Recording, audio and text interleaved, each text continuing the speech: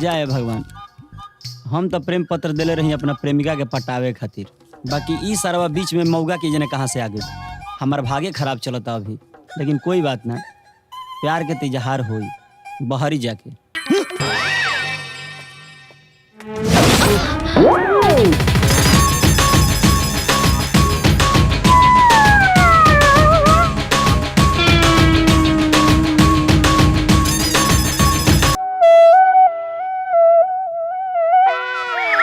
I am so sorry madam. कोनो बात ना, ई उम्र में सब कुछ माफ होला। Good morning madam. Good morning. Good morning. Everybody please sit down.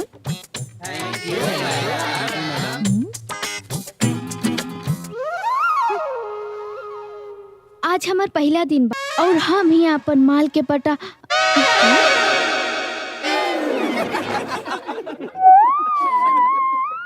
अरे हमार मतलब कि प्यार के बारे में पढ़ावे आइल बानी। बच्चों और बच्चियों, आज अपन दिमाग और किताब ना, अपन दिल खोल के रखा।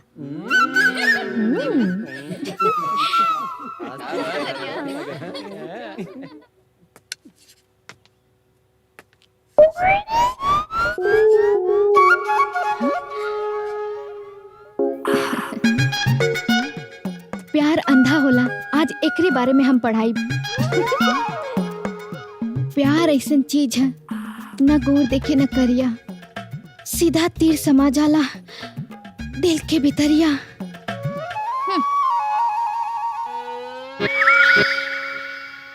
जब कोनो लड़का के कोनो लड़की से एक तरफा प्यार हो जाला तो लड़का के न रात में नींद आवेला और ना ही दिन में चैन। मन करेला हरदम आँखी के सोझा देखत रहे। छुट्टी के घंटी बज गई और आज एक तरफा प्यार के पूरा पढ़ाई हो गई। जब दो तरफा प्यार हुई तो दो तरफा प्यार के बारे में बता दे।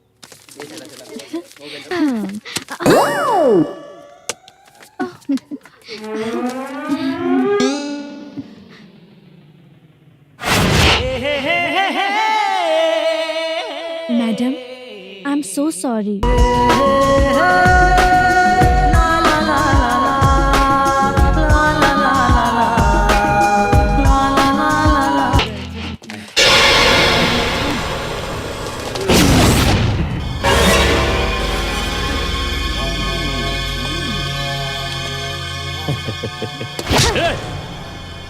रास्ता छोड़ दो, न तो लात खा के पड़ी। लात का जहर भी खा ले हम, भगवान कसम। तू एक बेर जवानी के मजा चखा द, बुढ़ापा ले याद ना रहल तो हमार नाम गजोधर ना गोजर रख दिया। पीछे क्यों ना आई?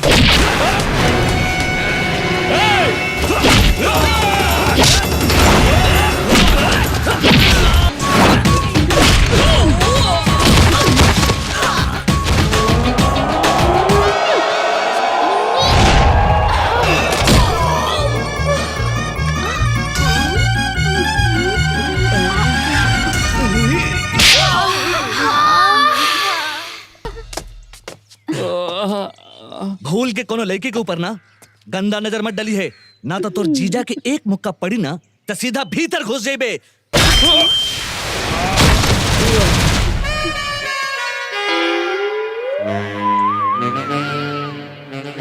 बहुत बहुत धन्यवाद भैया, जे एक बहन के खुलेआम इज्जत लुटाए से बचैला है। धन्यवाद। अब हम चलत हन।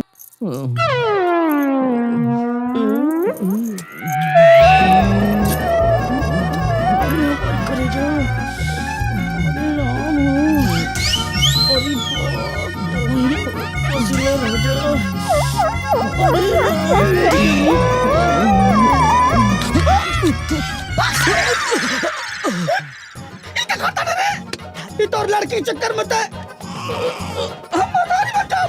हम जौनिया चैट करबे।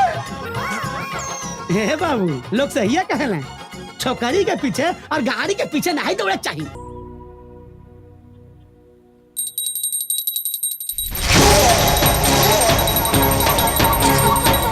कर्पूर गौरम करुणावतारम संसार सारम भुजगेंद्रहारम सदा वसंतम हृदयारविंदे भवम भवानी सहितम नमामि। जय महादेव।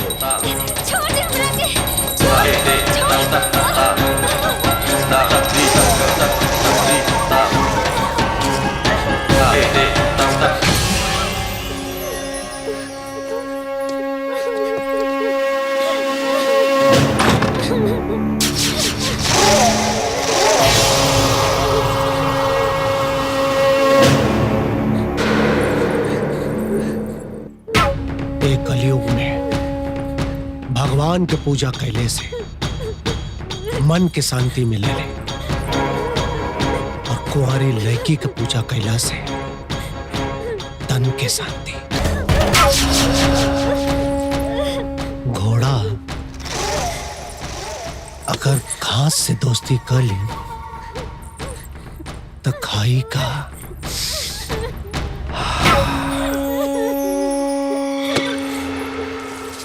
तो भूखे मर जाए ना, और हम मरे वाला ना।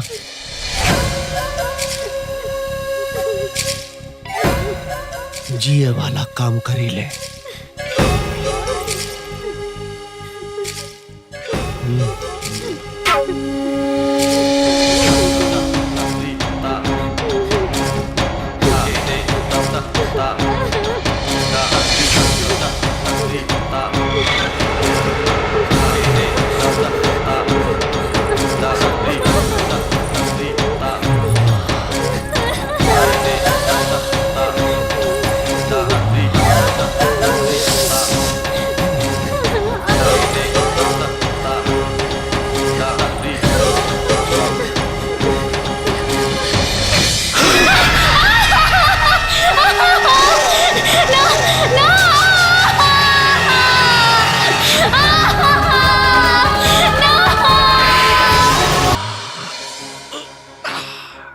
सरकार, ये कलयुग के देवी के का कइल जाओ।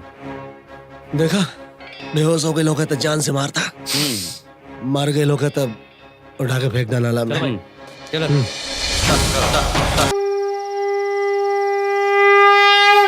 हे भगवान जी, रउआ तो पुराना जमाना के श्री राम जी के सेवक रही, ए से रउआ अपना जवानी के बारे में ना सोचनी। हम तो नयका जमाना के नौजवान लड़का बनी, हमरा के अंजलि से मिलवा दी। हाँ, जब तक लरुआ हाँ ना कहम तब तक ले हम अपन आँख बंद करके राउर नाम लेत रहम।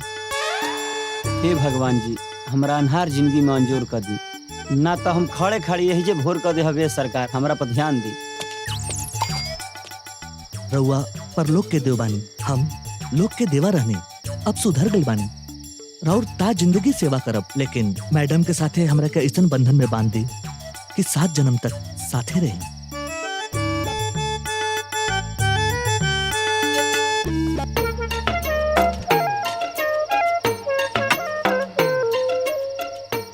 हनुमान जी, जवन गलती हमसे जाने अनजाने में भइल है। अंजलि? हम अंजलि ना, अनारकली बानी। अरे तू लोग अंजलि के जाने लो का? हाँ, हम अंजलि से बहुत प्यार करीला। हाँ? हमहू अंजलि से प्यार करीला। अंजलि सिर्फ हमार है और केहू के ना, बुझला? अंजलि से हम प्यार करीला। अरे भाई, गुस्सा काहे करते रहो? आजकल एक के गाँव में एक के नाम से 10 लोग बा। हो सकेला हमने तीनों छेला के अलग अलग लैला एक ही नाम से होकस। चला लो। हाँ चला। जय हो हनुमान जी। जय हो भगवान जी। जय बजरंगबली। हाँ? अलग अलग लैला ना, एक ही लैला बिया।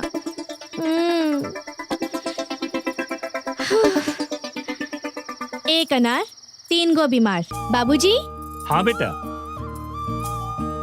आरती लेके जाई द ताकि जवन काम खातिर जा रहल बानी उहो पूरा हो जाए। काहे नहीं, भगवान ही अच्छा कैला कि हमरा के बेटा न देके एके गो संस्कारी बेटी देलन। प्रणाम भानु प्रताप जी। हाँ? नमस्कार नमस्कार। गोड़ लगा था। खुश रहा। भैया ये सूटकेस लेके कहाँ जात बानी? बाबूजी का शहर वाला जमीन अपने नाम करावे के बाद यही लिए शहर जा रहल बानी। और हमरो नाम?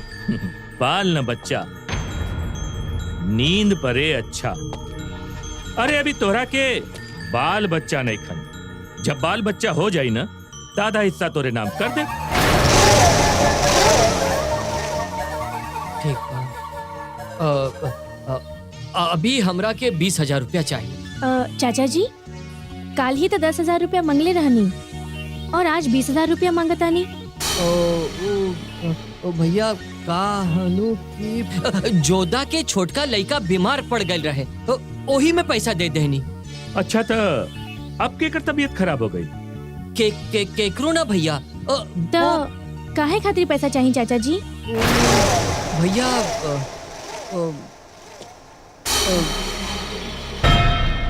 गांव के मेला के शुभ अवसर पर गांव के लोग मशहूर डांसर सीमा सिंह के बोलैले हा। ओही में कुछ पैसा कम पड़त रहे तो चंदा के रूप में देवे के पड़ी। हाँ। तोरा के चंदा देवे के बा कि अपन झंडा फहराए के बा? हाँ? शारदा जी इनकरा के पैसा दे दो। जी।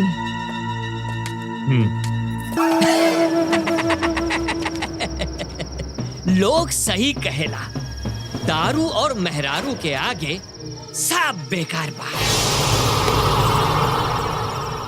सही कहतनी शमशेर बाबू, लेकिन आपका सब जरूरत था हम बाप बेटा पूरा करने जा। आपके बड़ भाई आप खाती का करे ना। सही बात बा। जब जब हमरा के कौनो चीज के गरज पड़ेला तब भिखारी जैसन हाथ फैला के भीख मांगे का पड़ेला। नाई फैलाव पड़ी शमशेर बाबू, बस आप अपने भतीजी का शादी हमसे करवा दी। जमन नवासा मिले ना हम वो आपके नावे खदे। और कबीर दास कहले बाड़े, काल करे सो आज कर, आज करे सो अब। अगर अंजलि बिटिया शक्ति सिंह के बेटा प्रताप के साथ शादी करे खातिर तैयार हो जाली तो हम खुशी खुशी बिया कह दे, काहे कि हमरे बेटी के खुशी में ही हमार खुशी बा। बिटिया तोहर चाचा अपने दोस्त के बेटा प्रताप के साथ तोहर शादी करे चाहता रहे। तोरा के रिश्ता मंजूर बा?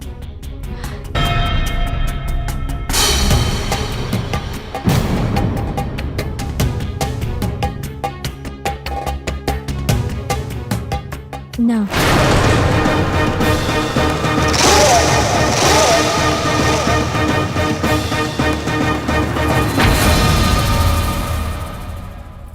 बाबूजी अभी तो हम पढ़ाई कर रहल बानी, अभी तो पढ़े के उम्र बा। पहले पढ़ाई पूरा कर लेवे दी, जब हमरा शादी करे के होई हम खुदे बता देब।